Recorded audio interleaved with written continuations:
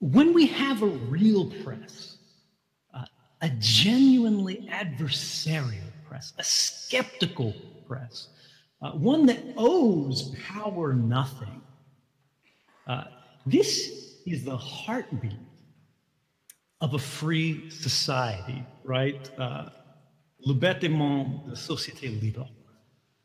If we don't have that, we don't have anything.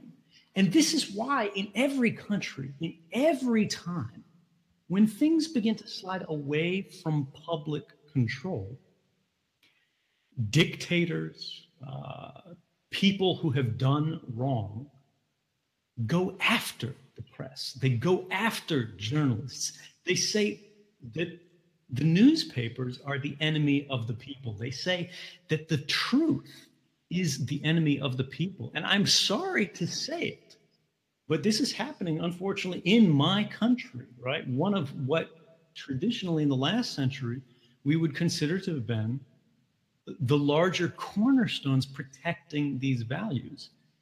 This is becoming endangered.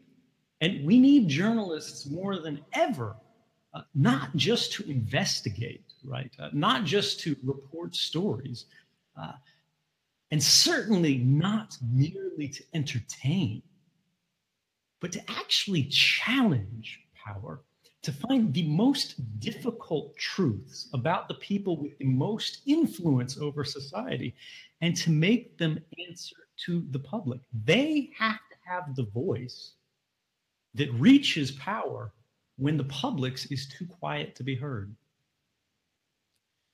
So, as you know, we are a bit short of time, and I just would like to ask you one last quick question. France has always been attached to the value of human rights, and do you think France has a role to play today, and which one? Apart of course, welcoming you tomorrow morning.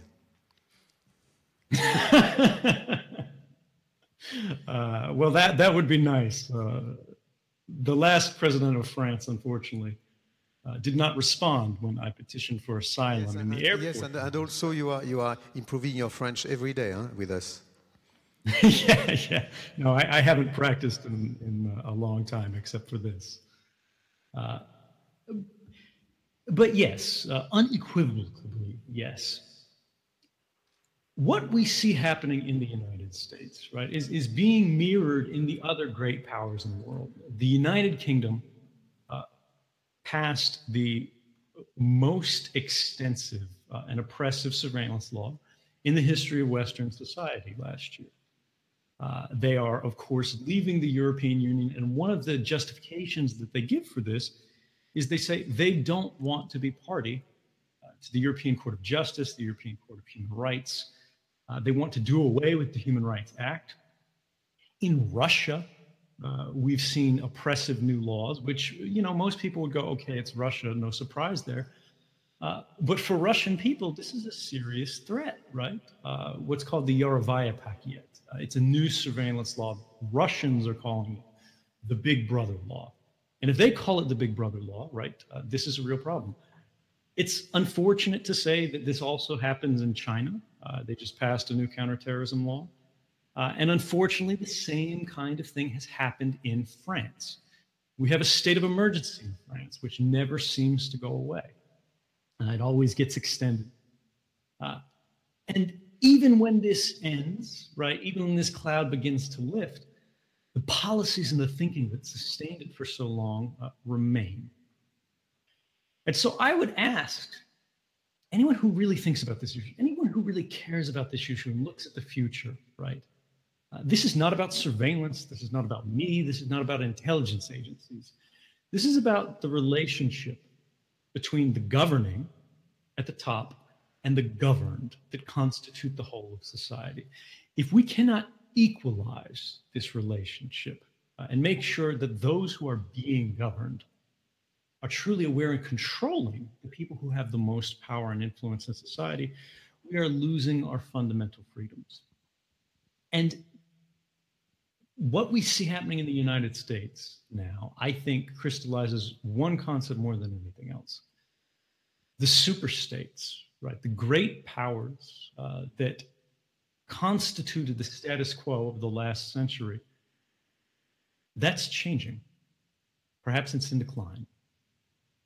But this creates a new space for more models, for more voices. And France, throughout history, has been a progressive force that's brought us forward in human rights. And I pray that they can be again.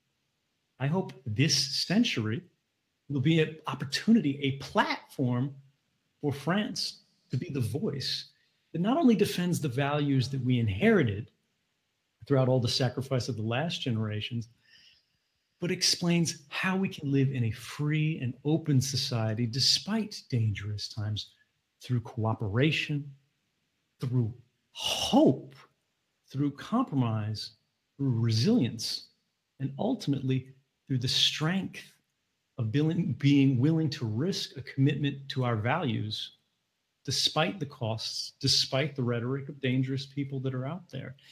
If we destroy our own societies in response to external threats, we haven't protected anything. We have lost everything. So please, I would say, France, this is your time to make the world better. So thank you. Thank you. We are working on it. Thank you very much, Edward. Thank you for your time. Thank you. And see you soon. Take care. Merci. Take care. Au revoir.